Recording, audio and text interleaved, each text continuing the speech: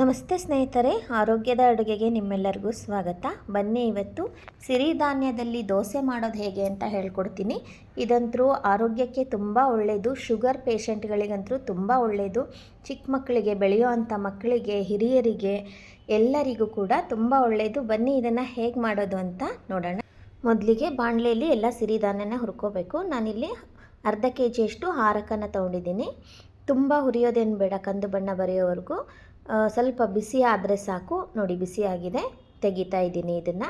ಅನಂತರ ಅರ್ಧ ಕೆಜಿಯಷ್ಟು ಸಾಮೇನ ಹಾಕೋತಾ ಇದ್ದೀನಿ.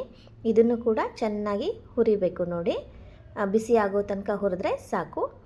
ಇದನ್ನು ಕೂಡ ಚೆನ್ನಾಗಿ ಬಿಸಿ ಆಗೋವರೆಗೂ ಹುರಿದ್ಬಿಟ್ಟು ತೆಗಿತಾ ಇದ್ದೀನಿ. ಅನಂತರ ಬಜ್ರಾನ ಹಾಕೋತಾ ಇದ್ದೀನಿ. ಇದು ಕೂಡ ನಾನು ಅರ್ಧ ಕೆಜಿಯಷ್ಟು ಹಾಕೋತಾ ಇದ್ದೀನಿ. ನಾನಿಲ್ಲಿ ಎಲ್ಲ ಸಿರಿಧಾನ್ಯನೂ ಅರ್ಧ ಕೆಜಿಯಷ್ಟು ತೊಗೊಂಡಿದ್ದೀನಿ. ಇದನ್ನು ಕೂಡ ಚೆನ್ನಾಗಿ ಹುರಿಬೇಕು.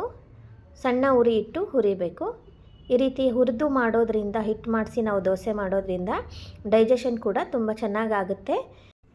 ದೋಸೆ ಕೂಡ ಗರಿಗರಿಯಾಗಿ ಚೆನ್ನಾಗಿ ಬರುತ್ತೆ.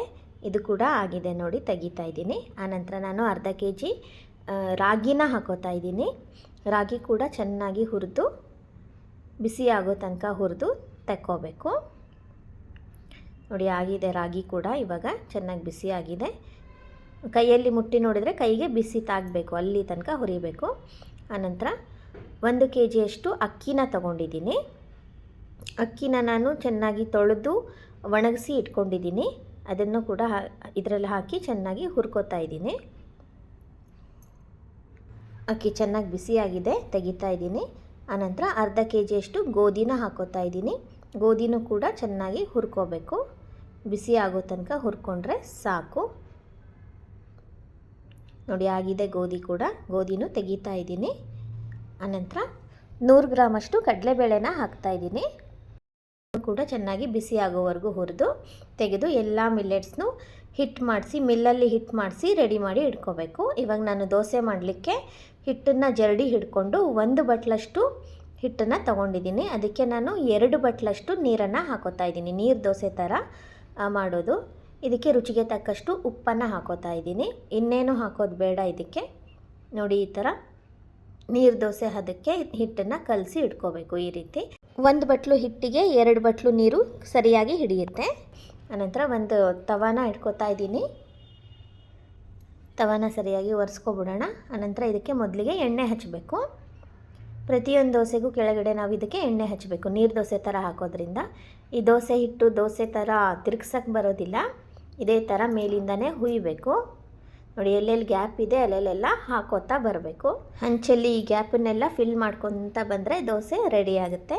ಇದಕ್ಕೆ ತುಪ್ಪ ಅಥವಾ ಎಣ್ಣೆನ ಹಾಕೋಬೋದು. ಉರಿ ಕೂಡ ಜೋರಾಗೇ ಇರಬೇಕು, ತುಂಬ ಸಣ್ಣ ಇರಬಾರ್ದು. ಮಾಮೂಲಿ ನಾವು ನೆನೆಸಿ ಮಾಡೋ ಹಿಟ್ಟು, ಅಕ್ಕಿ ಹಿಟ್ಟಲ್ಲಿ ಅಕ್ಕಿ ರುಬ್ಬಿ ಮಾಡ್ತೀವಲ್ಲ, ಅದಕ್ಕೆ ಉರಿ ಸಣ್ಣ ಇದ್ದರೆ ನಡೆಯುತ್ತೆ. ಇದಕ್ಕೆಲ್ಲ ಉರಿ ಸ್ವಲ್ಪ ಜೋರೇ ಇರಬೇಕು. ನೋಡಿ, ಎಲ್ಲ ಕಡೆ ಬೇಯ್ತಾ ಇದೆ, ಚೆನ್ನಾಗಿ ಬೆಂದಿದೆ. ನೋಡಿ, ರೋಸ್ಟ್ ಆಗಿದೆ, ಗೊತ್ತಾಗ್ತಾ ಇದೆ. ಇವಾಗ ಇದನ್ನು ತಿರುಗಿಸಿ ಇನ್ನೊಂದು ಭಾಗನೂ ಬೇಯಿಸ್ಕೋಬೇಕು. ಇನ್ನೊಂದು ಭಾಗ ಒಂದು 30 ಸೆಕೆಂಡ್ಗಳ ಕಾಲ ಬೇಯಿಸ್ಕೊಂಡ್ರೆ ಸಾಕು. ಗರಿಗರಿಯಾಗಿ ದೋಸೆ ರೆಡಿಯಾಗಿದೆ. ನೋಡಿ, ಎಷ್ಟು ತೆಳ್ಳಗೆ ಬಂದಿದೆ ದೋಸೆ. ಕಲರ್ ಕೂಡ ಎಷ್ಟು ಚೆನ್ನಾಗಿ ಬಂದಿದೆ. ದೋಸೆ ಇವಾಗ ರೆಡಿ ಆಯಿತು. ಈಗ ಇನ್ನೊಂದು ದೋಸೆ ಹಾಕ್ಕೊಳ್ಳೋಣ. ಇನ್ನೊಂದು ದೋಸೆ ಹಾಕ್ಕೊಳ್ಳುವಾಗ ಕೂಡ ಮತ್ತೆ ಒಂದು ಸರಿ ಹಂಚಿಗೆಲ್ಲ ಸ್ವಲ್ಪ ಎಣ್ಣೆ ಅಥವಾ ತುಪ್ಪನ ಒರೆಸ್ಕೋಬೇಕು. ಆನಂತರ ಇದೇ ಥರ ನೋಡಿ, ನೀರು ದೋಸೆ ಥರ ದೋಸೆನ ಹಾಕೋಬೇಕು ನಾವು. ಇದರ ಗ್ಯಾಪನ್ನೆಲ್ಲ ಫಿಲ್ ಮಾಡ್ಕೊಂಡು ಹೋಗಬೇಕು.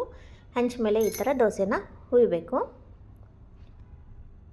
ತುಂಬ ರುಚಿಯಾಗಿರುತ್ತೆ ದೋಸೆ ಮಾತ್ರ. ಅರ್ಜೆಂಟಿಗೆ, ಬೆಳಗ್ಗೆಗೆ, ಮಕ್ಕಳಿಗೆ ಬ್ರೇಕ್ಫಾಸ್ಟ್ಗೂ, ಲಂಚ್ ಬಾಕ್ಸ್ಗೂ ಎಲ್ಲದಕ್ಕೂ ಆಗುತ್ತೆ. ಆರೋಗ್ಯಕ್ಕಂತೂ ತುಂಬಾ ಒಳ್ಳೆಯದು. ನೋಡಿ, ಬೆಂದಿದೆ. ಇವಾಗ ಇದನ್ನು ತಿರುಗಿಸಿ ಹಾಕೋತಾ ಇದ್ದೀನಿ. ತಿರುಗಿಸಿ ಹಾಕಿದ್ಮೇಲೆ ಆ ಭಾಗ ಒಂದು 30 ಸೆಕೆಂಡ್ ಬೆಂದರೆ ಆಯಿತು, ದೋಸೆ ರೆಡಿ ಆಗುತ್ತೆ. ತುಂಬ ಗರಿಗರಿಯಾಗಿರುತ್ತೆ. ಮಕ್ಕಳಿಗಂತೂ ತುಂಬಾ ಇಷ್ಟ ಆಗುತ್ತೆ. ಶುಗರ್ ಪೇಷಂಟ್ಗಂತೂ ಹೇಳಿ ಮಾಡಿಸಿದ ದೋಸೆ ಇದು. ತುಂಬ ರುಚಿಯಾಗಿ ಕೂಡ ಇರುತ್ತೆ. ನೀವು ಈ ವಿಧಾನದಲ್ಲಿ ಒಂದು ಸಾರಿ ಪ್ರಯತ್ನ ಮಾಡಿ ರುಚಿ ಹೇಗೆ ಬಂತು ಅಂತ ಕಮೆಂಟ್ಸ್ ಮಾಡಿ ಹೇಳೋದನ್ನು ಮಾತ್ರ ಮರಿಬೇಡಿ. ಇದೇ ಥರದ ಆರೋಗ್ಯದ ಅಡುಗೆಗಳಿಗಾಗಿ ನನ್ನ ಚಾನಲನ್ನು ಸಬ್ಸ್ಕ್ರೈಬ್ ಮಾಡಿ. ಮತ್ತೆ ಇನ್ನೊಂದು ಆರೋಗ್ಯದ ಅಡುಗೆಯೊಂದಿಗೆ ನಿಮ್ಮನ್ನೆಲ್ಲ ಭೇಟಿ ಆಗ್ತೀನಿ. ಅಲ್ಲಿವರೆಗೂ ನಮಸ್ಕಾರ. ಈ ವಿಡಿಯೋ ನೋಡಿದ್ದಕ್ಕಾಗಿ ನಿಮ್ಮೆಲ್ಲರಿಗೂ ಧನ್ಯವಾದಗಳು.